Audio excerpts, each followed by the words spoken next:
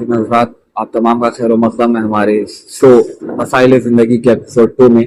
और आज हमारे खुसूसी मेहमान हैं मौलाना सैयद अफसर हुसैन साहब क़िबला, और जो कि आप लोग के जितने भी सवालात आए थे इंशाअल्लाह ताला हम कोशिश करेंगे उन तमाम सवालों के जवाब आज इस शो के दरमियान देने के लिए। और जितनों के भी सवालात हम नहीं दे पाएंगे, जवाबात नहीं दे पाएंगे, इंशाअल्लाह ताला अगले एपिसोड में हम उन सवालों का जवाब देंगे। इसी के साथ हम इस्तकबाल करते हैं हमारे शबला का। अस्सलाम वालेकुम। आज का पहला सवाल है कि नमाज की आदत ना हो, चाहते हो कि नमाज की कभी क़ज़ा ना हो तो क्या करें, और नमाज अदायगी के लिए किस तरह से अमल करें?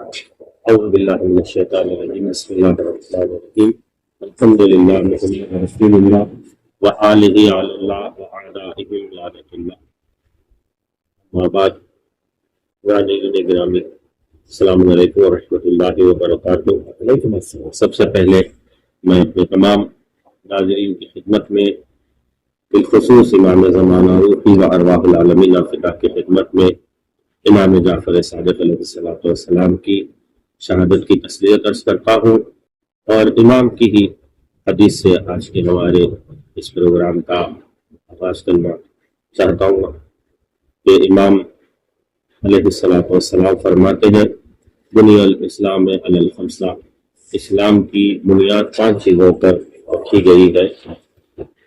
सलात वस्सलाते वज़्ज़काते वल हज्ज वस्सौम वल विलाया। इस्लाम की बुनियाद 5 चीज़ों पर है, नमाज, रोज़ा, हज, ज़कात और विलायत अहले बैत अलैहिस्सलातु वस्सलाम।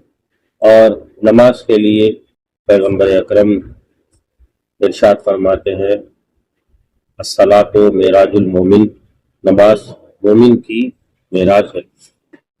बात यह है कि इस नमाज को परवरदिगार आलम ने हर बालिग और आकिल पर वाजिब करार दिया है, चाहे वो मर्द हो चाहे वो औरत हो। इस नमाज को इसलिए हमें अदा करना चाहिए कि परवरदिगार आलम का हम पर अमर है, हुक्म है, उसकी तरफ से फरीज़ा है। और जैसे कुरान मजीद में आयत में इरशाद हुआ है, अस्सलातु तन्हा अनिल फ़हशाइ वल मुनकर, नमाज इंसान को बुराइयों से रोकती है। अगर इंसान को बुराइयों से बचना है तो उसे नमाज की आदत करनी चाहिए।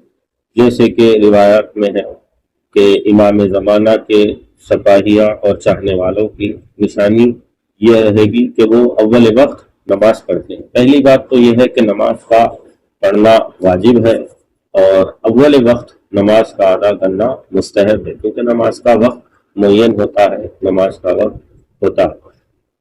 और जमात से नमाज पढ़ना भी इंसान के लिए मुस्तहब है। ताकीद है कि इंसान फुरादा के बजाय जमात पर तरजीह दे, जमात से नमाज को अदा करे, जमात से नमाज पढ़ने का सवाब ज्यादा।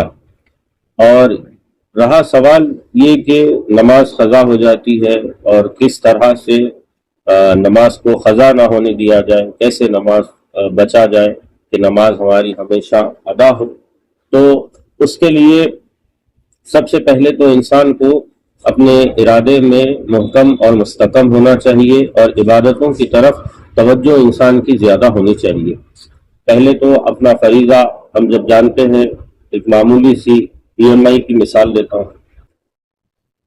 ये ज़माना चूंकि EMI पे चल रहा है, अब अगर साल का या महीने का वो दिन जो EMI का करीब आता रहता है तो हमारी बेचैनी कैसी रहती है। अगर अकाउंट में पैसे नहीं होते हैं तो किसी और से डलवाते हैं, कोशिश करते हैं, जुस्तजू करते हैं, तलाश करते हैं, जी तौर से उसकी तरफ मेहनत में लग जाते हैं कि हम उस EMI के पैसे को अकाउंट में रखें, क्योंकि ये EMI हमारी कटने वाली है। अगर ये EMI मिस हो जाएगी हमारी तो फिर हमारे बाद में हमें चेक बाउंस होगा, जो भी उसकी मुश्किलात दरपेश आएंगे उसका हमें सामना करना पड़ेगा, क्योंकि ये चीज हमें दिखाई दे रही है तो हम इस तरह तवज्जो देते हैं, मामूली सी चीज है। लेकिन یہ خود ہم نے اپنے اوپر فرض کر لیا ہے، یہ من جانب اللہ نہیں ہے، اللہ کی جانب سے نہیں ہے، خود بندوں کی جانب سے ایک چیز کو جب ہمارے اوپر ہم نے فرض کر لیا تو اس کی اتنی اہمیت دیتے ہیں ہم، لیکن ایک شے جس کو اللہ نے ہم پر واجب دیا ہے اس کے لیے اتنی بے توجہی ہے کہ اس کے قضا ہو جانے پر بھی ہمیں کوئی بھی پچھتاوا نہیں ہوتا ہے یا ملال نہیں ہوتا ہے۔ اور بڑی بری بات ہے کہ انسان اپنے آپ کو بندہ خدا بھی کہے، عبداللہ بھی کہے، اور اپنے ہی پروردگار کی عبادت کو بجا نہ لائے۔ اور رہی بات کہ کس طرح سے نماز کو قضا کرنے سے بچا جائے، روکا جائے، تو اس کے لیے تعلیمات اہل بیت علیہم السلام ہمارے پیش نظر ہے۔ جیسے کہ جو نمازوں میں سب نماز اپنی جگہ، ہر نماز جو پنجگانہ واجب ہے سب کا ثواب اپنی جگہ، لیکن دو نمازوں کی بڑی تاکید کی گئی ہے، ایک نماز صبح، ایک نماز عشاء، اور تاکید بھی ہے کہ ان نمازوں کو اول وقت پڑھا جائے اور جماعت کے ساتھ پڑھا جائے۔ اور جو لوگ بیدار نہیں ہوتے ہیں ان کے لیے بھی امام جعفر صادق علیہ السلام نے روایت نقل کی ہے کہ اگر کوئی شخص یہ چاہتا ہے کہ وہ رات میں بیدار نہیں ہو پا رہا ہے یا نماز صبح اس کی قضا ہو جا رہی ہے اور نماز صبح کے لیے وہ اٹھنا چاہتا ہے تو اس شخص کو چاہیے کہ اس دعا کی تلاوت کرے۔ کہ امام نے دعا فرمائی ہے کہ پہلے تو انسان صلوات پڑھے، اور من اراد شیئا من قیام اللیل واخذ مضجعہ فیقول، جو اپنے مقام پہ جو جہاں لیٹتا ہے، خواب میں جاتا ہے، سوتا ہے، اس مقام پہ لیٹنے کے بعد اس طرح کہے کہ بسم اللہ اللہم لا تؤمنی مکرکا ولا تنسی ذکرکا ولا تجعلنی من العافین اقوم ساعتا کذا و کذا الا کل اللہ عز وجل بہی ملکا نبہیہ تلک الساعہ۔ کہ یہ دعا جب انسان پڑھ کے سوئے گا تو پروردگار ایک ملک، ایک فرشتے کو مقرر کرے گا کہ جس وقت کو اس نے بیان کیا ہے اس وقت پہ آ کے وہ فرشتہ ہمیں اٹھائے گا، اس وقت وہ فرشتہ ہم کو بیدار کرے گا۔ یہ امام جعفر صادق کی حدیث اصول کافی میں شیخ محمد یعقوب کلینی نے نقل فرمائی ہے۔ اور اسی طرح سے امام علیہ السلام فرماتے ہیں کہ ہر وہ شخص جو یہ چاہتا ہے کہ نماز اس کی صبح کی قضا نہ ہو تو سورہ کہف کی آخری آیت کی تلاوت کو کرے۔ تو جس وقت یہ تلاوت کر کے سورہ کہف کی آخری آیت انسان سوگا تو پھر وہ نماز صبح کے لیے بیدار ہوگا، اس کی نماز صبح قضا میں۔ جو نماز صبح کا پابند ہو جائے گا اس کے بعد آنے والی کسی بھی نماز کو قضا نہیں کرے گا۔ تو تاکید نماز صبح پہ ہے، دعائیں ہے سورہ کہف کی آخری آیت کی تلاوت کر کے سوئے، اور امام نے جو دعا فرمائی ہے ان دعاؤں کو تحفۃ العوام میں بھی دعائیں موجود ہیں، آپ لوگ وہاں بھی مشاہدہ کر سکتے ہیں، دیکھ کے بھی پڑھ سکتے ہیں، یاد کر کے پڑھ سکتے ہیں۔ تو یہ چیز ہے کہ جو نماز قضا ہونے سے ہمیں بچائے۔ ماشاءاللہ قبلہ۔ تو اسی کے ساتھ اگلا سوال ہے قبلہ کہ نماز جنازہ واجب ہے یا نہیں، اور کیا اس کے واسطے وضو کرنا ضروری ہے یا مستحب؟ نماز جنازہ واجب نمازوں میں سے ہے کہ جس نماز کا پڑھانا واجب ہے۔ اگر جب کسی کا انتقال ہو جاتا ہے تو غسل دینے کے بعد، غسل سے پہلے نہیں، کسی شخص کا جب انتقال ہو جائے تو غسل دینے کے بعد اس نماز کا پڑھانا ہم پر واجب ہے۔ اس کے لیے میں امام رضا کی حدیث کے جو آپ نے سوال کیا ہے کہ نماز جنازہ واجب ہے یا مستحب؟ نماز جنازہ واجب ہے، کیا اس کے لیے وضو کرنا ضروری ہے کیا بنا وضو کے؟ ہاں، بنا وضو کے کیوں؟ نماز جنازہ میں وضو یا طہارت کی شرط نہیں ہے۔ سوال اس طرح کا ہے کہ نماز جنازہ پہلے تو واجب ہے، اگر واجب نماز واجب ہے تو پھر اس کے اندر وضو کی ضرورت کیوں نہیں ہے؟ کیوں طہارت کو شرط قرار نہیں دیا گیا ہے؟ اس کے لیے امام رضا علیہ السلام کی حدیث ہے کہ امام فرماتے ہیں انما جوزنا الصلاة على المیت بغیر وضوء لأنه ليس فيها رکوع ولا سجود وانما يجب الوضوء في الصلاة التي فيها رکوع والسجود۔ کہ امام رضا علیہ السلام کی حدیث ہے کہ نماز جنازہ واجب ہے، لیکن ایسی واجب نماز ہے جس کے اندر وضو کی شرط نہیں ہے۔ کیوں وضو کی شرط نہیں ہے؟ اس لیے وضو کی شرط نہیں ہے کیونکہ اس نماز میں نہ رکوع ہے نہ سجدہ ہے، اور جس نماز میں رکوع اور سجدہ نہ ہو وہ نماز بغیر وضو سے انجام دی جاتی ہے۔ اور اسی کے ساتھ اگلا سوال ہے قبلہ، اور سوال پوچھا گیا ہے جناب عباس زیدی صاحب کے پاس سے۔ السلام علیکم ورحمۃ اللہ، میرا یہ سوال ہے کہ نماز شب پڑھنے سے پہلے سونا ضروری ہے کیا؟ یعنی جب نماز شب پڑھ لی جائے تو اس سے پہلے سونا ضروری ہے یا بنا سوئے بھی وہ ادا کی جا سکتا ہے؟ نماز شب ایک مستحب نماز ہے۔ اس نماز کے لیے روایتوں میں وارد ہوا ہے کہ ایک نیند لے کے اس نماز کا پڑھنا بہتر ہے۔ آپ بنا سوئے بھی پڑھ سکتے ہیں، ایسا نہیں ہے کہ آپ بنا سوئے نہیں پڑھ سکتے ہیں، لیکن بہتر یہ ہے کہ انسان ایک نیند لے، ایک خواب سے جانے کے بعد تھوڑی دیر آرام کرنے کے بعد سونے کے بعد پھر بیدار ہو کے نماز شب کو ادا کرے تو اس کا ثواب زیادہ ہے۔ اگر آپ رات بھر جاگ رہے ہیں اور رات کے کسی بھی حصے میں پڑھ رہے ہیں یا پڑھ کے سو جاتے ہیں، یا رات بھر جاگتے ہیں تو جاگنے کے دوران کسی بھی وقت میں آپ پڑھ رہے ہیں تو کوئی حرج نہیں ہے، لیکن بہتر یہ ہے کہ ایک نیند لے کے انسان اٹھ کر نماز شب کو ادا کرے۔ اور دوسرا سوال ہے جناب جان صاحب کے پاس سے کہ وہ کہتے ہیں کہ نکاح میں رکاوٹیں دور ہونے کی اور جلد سے جلد نکاح ہونے کے لیے کوئی عمل بتائیں۔ دیکھیے، نکاح ایک ایسی سنت موقدہ ہے کہ جس کو نہ کرنے پر پیغمبر اکرم نے صاف الفاظ میں کہہ دیا کہ النکاح من سنتی فمن رغب عن سنتی فلیس منی، جو بھی میری سنت کو انجام نہیں دے گا یا رغبت نہیں رکھے گا اس سے، وہ ہم میں سے نہیں ہے۔ یوں تو اہل بیت اطہار نے بڑی تاکید کی ہے، کیونکہ ہمارا معاشرہ تعلیمات اہل بیت سے، ہم اہل بیت کے نام سے بہت قریب ہے لیکن ان کے اقوال اور ان کی تعلیمات سے بہت دور ہے، کیونکہ اہل بیت کی تعلیمات یہ ہے کہ لڑکیوں کی جلد سے جلد شادی کر دی جائے۔ اور اب میں روایت میں امام جعفر صادق علیہ السلام جو کہ حضرت کی شہادت کے ایام میں بات فقہ کی جب کبھی ہوگی اور جو بھی احکام کی ہوگی بات امام جعفر صادق سے ہی جا کر ختم ہوگی۔ تو امام فرماتے ہیں خوش نصیب ہے وہ باپ کہ جس کی بیٹی اپنا پہلا خون اپنے شوہر کے گھر میں دیکھے، یعنی وہ خون سے مراد جو ماہواری آتا ہے مہینہ کا، اس کی بات ہو رہی ہے۔ ایسا نہیں ہے کہ بالغ ہونے سے پہلے لڑکی کی شادی کر دیا جائے۔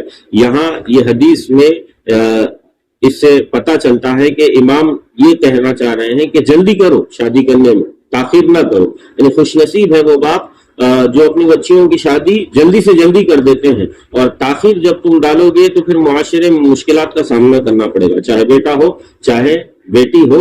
جب جس چیز کی انسان کے بدن کو ضرورت ہو اس چیز کو انسان کو دے دیا جائے تو پھر انسان کبھی بھی گمراہ نہیں ہوتا ہے۔ اب رہی بات شادیوں میں رکاوٹیں یا جلدی شادی ہونے کے لیے، سب سے پہلے تو یہ ہے کہ انسان اپنی عبادتوں کو انجام دیتے رہے اور اللہ پر توکل کرتا رہے، اور جہاں پیغمبر اکرم نے جو تعلیمات بیان کی ہے، لڑکے اور لڑکی کی جو شرائط بیان کی ہے، وہ شرائط کو پہلے تو پیغمبر اکرم کی حدیث کو دیکھ لے انسان کہ لڑکے میں کیا شرائط پیغمبر نے بیان کیے ہیں کہ پائے جانے چاہیے۔ اگر میں لڑکی والا ہوں تو مجھے لڑکے میں کیا چیزیں دیکھنی چاہیے، اور اگر میں لڑکے والا ہوں تو لڑکی میں مجھے کیا چیزیں دیکھنی چاہیے۔ پیغمبر اکرم فرماتے ہیں کہ سب سے پہلے لڑکے میں دیکھو کہ وہ دیندار ہے یا نہیں ہے، متدین ہے تو اپنی بیٹی کی شادی کرو، نماز اور روزے کا پابند ہے تو شادی کرو۔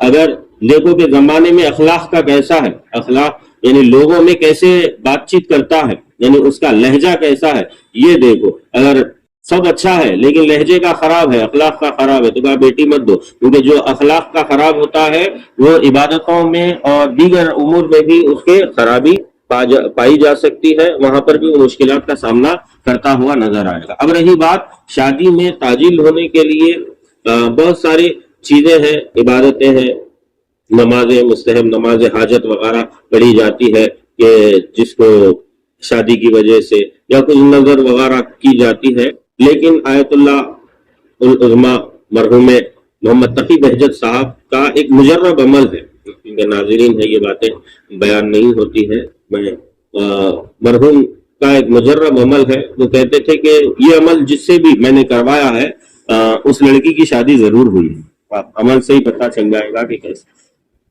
وہ فرماتے ہیں کہ 7 ہفتے اور 7 جمعرات یا جمعہ پائبندی سے گھر والے اپنی لڑکی کو پاک و صاف مقام پہ بٹھا دیں اور اس کے اوپر ایک صاف چادر اس کو اڑا دیں، اور گھر میں تمام افراد خانہ، تمام گھر والے حدیث قصہ کی تلاوت کریں اور وہ لڑکی بھی حدیث قصہ کی تلاوت کرے۔ اگر مسلسل 7 سے 8 ہفتے اس طرح کا عمل کسی نے کر دیا تو ضرور جناب فاطمہ زہرا سلام اللہ علیہا کے صدقے میں، پنجتن پاک علیہ السلام کے صدقے میں 7-8 ہفتے سے پہلے ہی اس لڑکی کی شادی کے اسباب بن جائیں۔ اور یہی لڑکے کے پاس اگر آئی بات تو لڑکے کے واسطے، ہاں لڑکے ہیں، لڑکے کے لیے یہ ہے کہ لڑکا، پہلے بات تو یہ ہے کہ ان کے والدین وغیرہ جو ہیں، میں ابھی کہا شادی ایک ضرورت کا نام ہے، جب انسان کے جس چیز کی انسان کو ضرورت ہو اس وقت وہ کام انسان کرے تو وہ کام انسان کے لیے فائدہ مند ثابت ہوتا ہے، ضرورت نکل جانے کے بعد کسی چیز کا ہاتھ لگنا وہ بے فائدہ ہوتا ہے، ایسے ہی ہوتا ہے دکھانے کے لیے۔ جہاں سے آپ اپنے آپ کو اپنے پیروں پہ کھڑا ہوا پائیں، والدین کی خدمت میں جائیں، شادی کریں، آپ بھائی سے کہہ سکتے ہیں، بھائی سے کہیں۔ ہوتا یہ ہمارے معاشرے میں وہ باتیں جو ہمیں اپنے خود گھر والوں سے کرنی چاہیے اس میں ڈر لگتا ہے ہمیں خود گھر والوں سے کریں، جبکہ باپ اور بیٹے کا رشتہ اتنا گہرا ہے کہ بیٹا باپ سے ساری باتیں کرنی چاہیے، اگر اپنی زندگی سے جڑی ہوئی باتیں ہیں وہ دوستوں سے یا رشتہ داروں سے تو کر سکتا ہے، لیکن گھر میں خود باپ سے اپنے نہیں کر سکتا، جبکہ ذمہ داری شادی کرنے کی باپ کی ہے، چاہے بیٹی ہو چاہے بیٹا ہو۔ تو اس بات کا خیال رکھنا چاہیے، والدین کے حقوق میں سے ہے کہ ان کا اچھا نام رکھے، ان کی اچھی تعلیم دے، انہیں اچھا کھلائے، انہیں اچھی جگہ پر پڑھائے لکھائے، اور ان کے جب شادی وغیرہ کے بھی امور میں ان کے تاجیل کی جائے، کیونکہ اہل بیت اطہار کے گھرانے میں تاخیر سے شادی کا رواج نہیں ہے، کیونکہ اسلام نے خود تاخیر سے شادی کرنے کے لیے نہیں کہا ہے، آپ شادی جلدی سے جلدی کرنا ہے، اور شادی کے بعد بھی انسان اپنا فیوچر بنا سکتا ہے، ایسا نہیں کہ فیوچر بنا کے شادی ہوتی ہے، شادی کے بعد بھی فیوچر بنایا جا سکتا ہے۔ جو فیوچر بنانے والے ہوتے ہیں، جو محنت کرنے والے ہوتے ہیں، جو محنت کے عادی ہوتے ہیں، ان کو فرق نہیں پڑتا کہ شادی کے بعد محنت کرے یا شادی سے پہلے محنت کرے، تو محنتی کے لیے کوئی مشکل نہیں۔ اور اسی کے ساتھ اگلا سوال ہے خاتون کی جانب سے، وہ سوال پوچھتی ہے کہ شوہر اور بیوی کے بیچ میں بولنے کا حق شوہر کی ماں یا ان کی بہنوں کو ہے یا نہیں؟ دیکھیے، میاں بیوی کا رشتہ بڑا گہرا بھی ہوتا ہے اور بڑا نازک بھی ہوتا ہے۔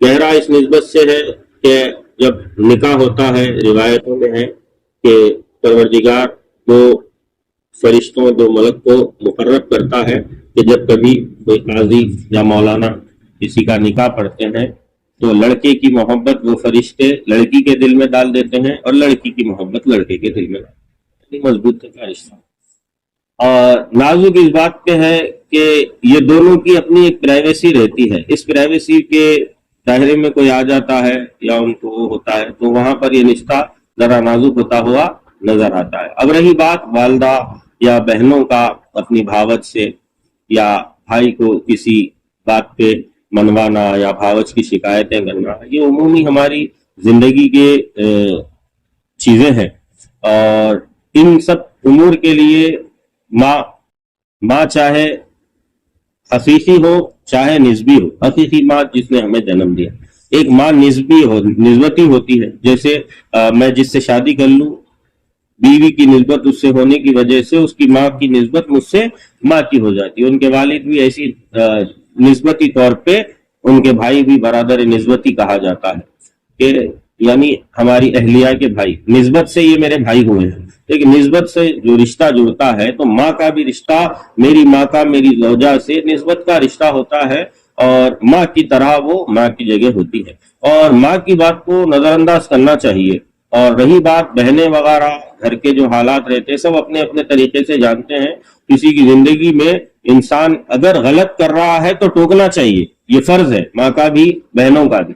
نہیں بے وجہ اگر ٹوک رہے ہیں ماں اور بہنیں تو بے وجہ تو نہ ماں کو ٹوکنا چاہیے نہ بہنوں کو ٹوکنا چاہیے. لیکن اگر وجہ ہے اور غلطی پر ہے اور قصوروار ہے اور اس کی وجہ سے آگے کی زندگی مشکلوں میں گرنے کا اندیشہ ہے یا خطرہ ہے یا ڈر ہے تو وہاں ماں کو بھی بولنے کا حق ہے، وہاں بہنوں کو بھی بولنے کا حق ہے. لیکن بیجا یہ جو تکراریں گھر میں ہوتی ہے ساس بہو والی، وہ اسلام سے اس کا تعلق نہیں ہے، سیریلوں سے ہو سکتا ہے دیکھ کر، مگر شریعت جو ہے سو ہر کسی کا ایک اپنا دائرہ ہوتا ہے. ماں کا کام ہے تربیت کرنا، ماں کا کام ہے ممتا دکھانا، ماں کا کام ہے مہر و محبت دکھانا، چاہے وہ بیٹے کے ساتھ ہو یا بیٹے کی زوجہ کے ساتھ ہو. کیونکہ ماں اپنے اگر فرض سے چوک جائے گی تو پھر یہ رشتے میں کھٹا سکے. جی ماشاء اللہ. اسی کے ساتھ اگلا سوال ہے اور ایک خاتون کا، ان کا سوال ہے کہ شوہر پر بیوی کے کون کون سے کام فرض ہے؟ شوہر پہ بیوی کے کام میں سب سے پہلے تو اس کا نان و نفقہ، اس کا کھانا پینا، اس کو گھر مکان وغیرہ دینا، اس کو رہائش کی جگہ دینا، اسے لباس پہنانا، اس کی تمام تر ضرورتوں کو پورا کرنا، یہ فرض. اور فرض اس کے جو شوہر کے بیوی کی نسبت سے ہے وہ یہ ہے کہ بیوی کو اپنی عزت دینا. یعنی بیوی کو ہر مقام پہ ایسا نہیں کہ تنہائی میں بہت اچھی اچھی باتیں ہو رہی ہے، جب معاشرے میں یا گھر میں یا لوگوں کے درمیان میں جب آتے ہیں تو بیوی سے بدتمیزی سے کلام کر رہے ہیں، ایسا نہ ہو. یہ شوہر کے حقوق میں شامل ہوتا ہے کہ وہ بیوی کو نان و نفقہ دے، بیوی کو اچھے لباس کا خیال رکھے، بیوی کے کھانے کا خیال رکھے، رہنے کا خیال رکھے، اس کی تمام تر ضرورتوں کا خیال رکھے. کیونکہ قرآن مجید کی آیت ہے کہ عورتیں تمہارا لباس ہے اور تم ان کا لباس ہو. تو لباس ایک دوسرے کی برائیوں کو، عیبوں کو چھپاتے ہیں. اور یہی چیز پیغمبر اکرم نے بھی دنیا میں فرمائی ہے کہ اے لوگو، میں نے تمہاری دنیا میں سے مجھے 3 چیزیں پسند، طیب والمراۃ والصلاۃ قرۃ عینی، کہ اس دنیا میں تمہاری 3 چیزیں اس دنیا کی مجھے پسند ہیں. سب سے پہلے طیب کہا، خوشبو کو، عطر وغیرہ مجھے پسند ہے. اور دوسری چیز عورت خاتون مجھے پسند ہے، اس سے محبت ہے. اور تیسری چیز نماز، جو میری آنکھوں کی ٹھنڈک ہے اور شادمانی کا سبب ہے. دنیا میں یہ 3 چیزیں مجھے بہت پسند ہیں. اس میں سے ایک رسول اللہ نے خاتون کو قرار دیا، اور پیغمبر اکرم نے ہر بیوی کا لحاظ بھی کیا ہے اور بتایا بھی ہے، چاہے جیسی ہو لیکن خیال پیغمبر نے رکھا. اور اگلا سوال ہے کہ ایسا کون سا عمل ہے جو بڑی سی بڑی مشکل کو دور کر دے؟ اس کے لیے آپ کو کئی ایک دعائیں ہیں، مفاتیح میں موجود ہیں اور دیگر کتب میں موجود ہیں. ایک دعائیں سریع الاجابہ، جو جلدی سے ہماری اجابت ہوتی ہے اور قبول ہوتی ہے، وہ دعا کی تلاوت کی جائے تو اس کے ذریعے سے ہماری مشکلیں دور ہوتی ہیں.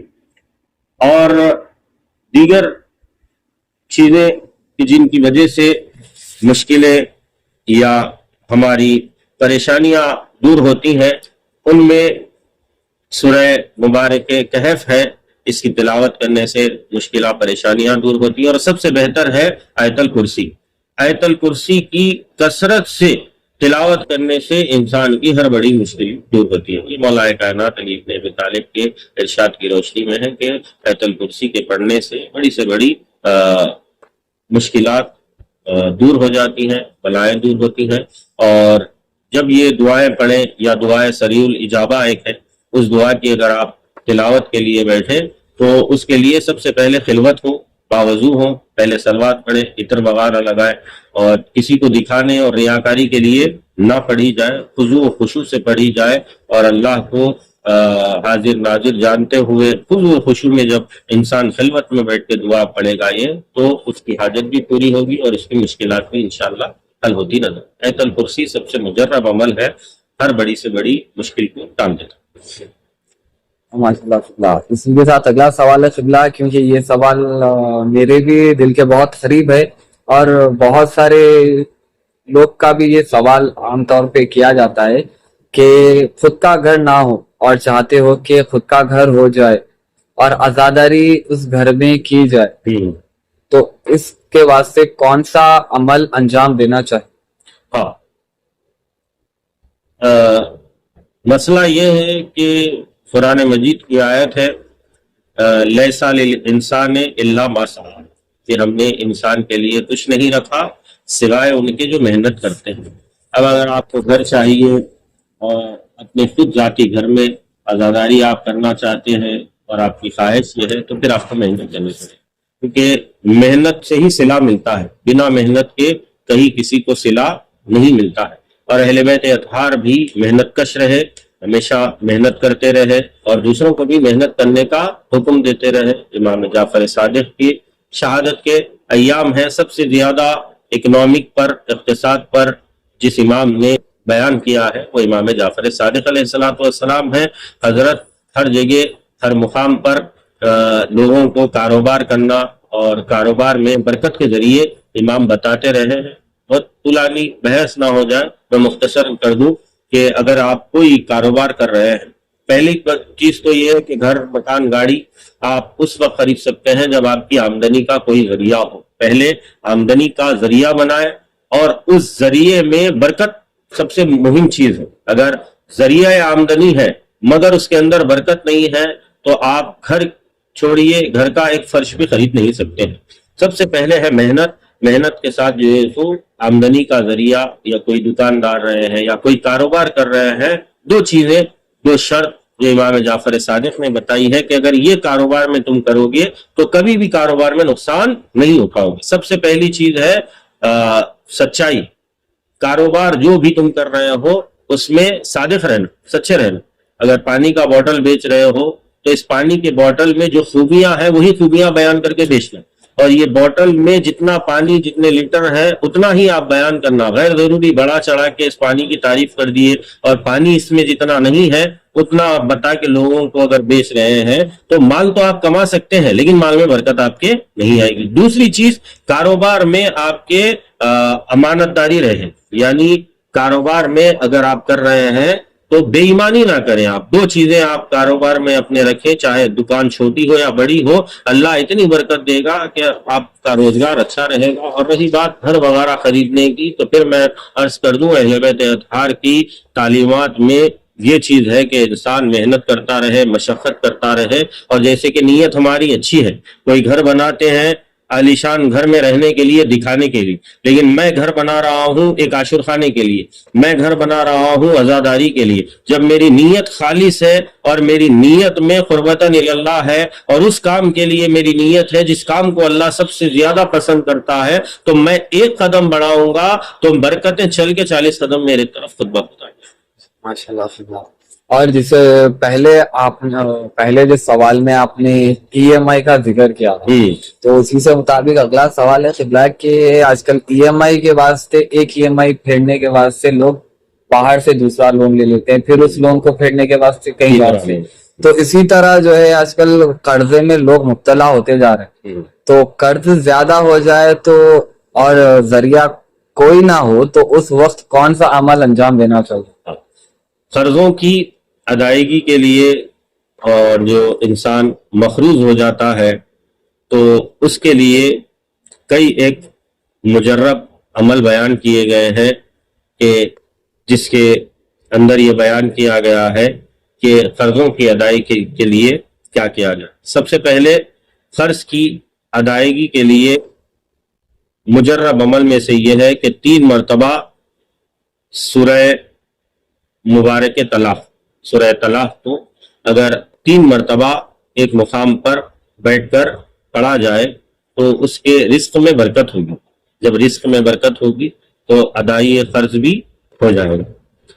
دوسری چیز، دوسرا جو قرآن مجید کا سورہ ہے، سورہ مبارک، رسول اللہ صلی اللہ علیہ وآلہ وسلم کی خدمت میں ایک شخص آیا۔